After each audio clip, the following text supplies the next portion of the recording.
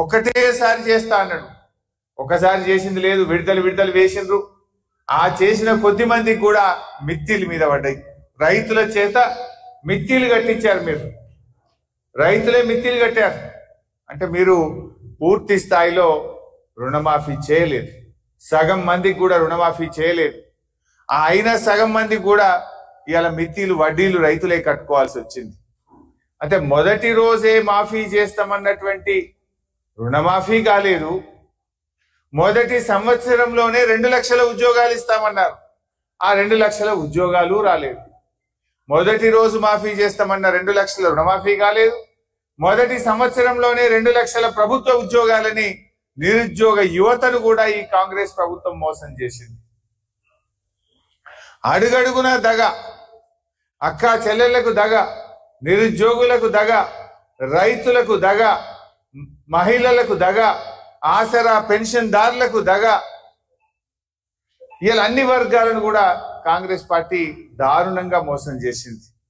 ఇలా అసెంబ్లీలో మేము అడుగుతుంటే ప్రతిదాడులు చేస్తున్నారు తప్ప ఒక్క ప్రశ్నకు కూడా సమాధానం చేస్తలేరు.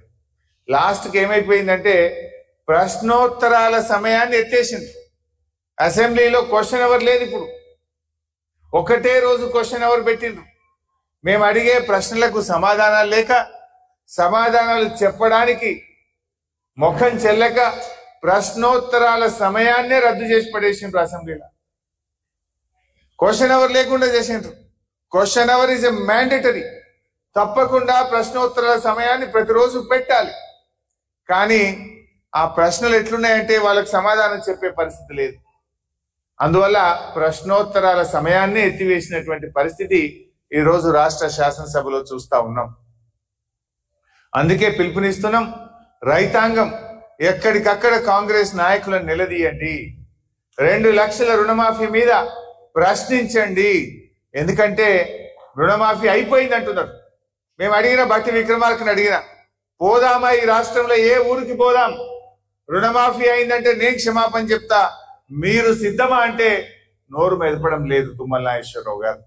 అంటే ఇలా వ్యవసాయ మంత్రి, ముఖ్యమంత్రి, ఉప ముఖ్యమంత్రి ఈ రాష్ట్రంలో రైతులు దగా చేసిండ్రు. అదేవిధంగా రైతు బంధు, వానకాలం రైతు బంధు ఎగ్గొట్టిండ్రు. మొన్న ఎందుకు వానకాలం రైతు భరోసా ఇవ్వలేదు? పేరు మార్చిండ్రు తప్ప రైతులకైతే భరోసా లేదు. వానకాలం రైతు బంధు ఎగ్గొట్టిండ్రు. ఈ యాసంగి రైతు బంధు కూడా ఊరిచ్చి వేస్తున్నారు. కరోనా కష్టకాలంలో కూడా కేసీఆర్ రైతు బంధు వేసిండ్రు. కానీ మీరు ఇప్పుడు ఏం కరోనా లేదు, ఏమీ లేదు. ఇలా కాంట్రాక్టర్లకు బడా కాంట్రాక్టర్లకు బిల్లులు ఇస్తున్నారు. ఈ రాష్ట్రంలో 14,000 కోట్ల రూపాయలు కాంట్రాక్టర్లకు, బడా కాంట్రాక్టర్లకు బిల్లులు ఇచ్చారు. బడా కాంట్రాక్టర్లకు 14,000 కోట్లు బడా కాంట్రాక్టర్లకు ఇవ్వడానికి బిల్లులు వస్తాయి. రైతు బంధు ఇవ్వమంటే డబ్బులున్నాయి మీకు. రిటైర్ అయిన ఉద్యోగులకు ఇవ్వమంటే డబ్బులుంటాయి మీకు. ఇలా అంగన్వాడీ టీచర్లకు ఇవాళ 25వ తారీఖు, ఈ రోజు కూడా ఈ రాష్ట్రంలో అంగన్వాడీ టీచర్లకు జీతాలు పడలే. 1వ తారీఖే జీతాలు ఇస్తున్నామని చెప్తున్నారు. చిరు ఉద్యోగులు అంగన్వాడీ టీచర్లకు ఇవ్వాలని కూడా ఈ రాష్ట్రంలో జీతాలు పడని పరిస్థితి ఉన్నది. ఇది చాలా మోసపూరితమైన ప్రభుత్వం. కేవలం మాటలే తప్ప చేతలు లేవు. ఎక్కడ కూడా అభివృద్ధి జాడలేదు. పేదల విషయంలో, ఇలా రైతుల విషయంలో ఈ ప్రభుత్వం వెనక్కిపోతుంది. ఈ రాష్ట్రంలో డబ్బులు లేవు అని మాట్లాడుతున్నారు. డబ్బులు లేకపోతే 20,000 కోట్లతోని HMDAలో టెండర్లు ఎట్లా పిలుస్తున్నావు? 15,000 కోట్లతోని Hyderabad metro water works HMWS లో టెండర్లు పిలుస్తున్నావు. 7,000 కోట్లతోని GHMCలో టెండర్లు ఎట్లా పిలుస్తున్నావు? నీ భూములున్న మీ అత్తగారింటికి ఆమన్గల్కు 5,000 కోట్ల రూపాయలతో 10 లైన్ రోడ్ ఎట్లా ఇస్తున్నావు? 10 లైన్స్ రోడ్ వేస్తున్నా ఆమన్గల్కు, కల్వకుర్తి. ఫ్యూచర్ సిటీ పేరు మీద 5,000 కోట్లతో రోడ్ వేస్తున్నావు. మరి మా నిరుద్యోగులకు నిరుద్యోగ భృతి ఇవ్వమంటే డబ్బులు లేవంటావు. రైతు బంధు అడిగితే డబ్బులు లేవంటావు.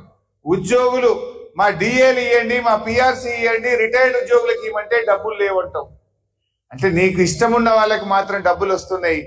రైతులు అడిగితే, పేదలు అడిగితే, మహిళలు అడిగితే వాళ్ళకు మాత్రం డబ్బులు లేవని ఇలా ముఖం చాటేస్తున్నావు. ప్రజలు గమనిస్తున్నారు.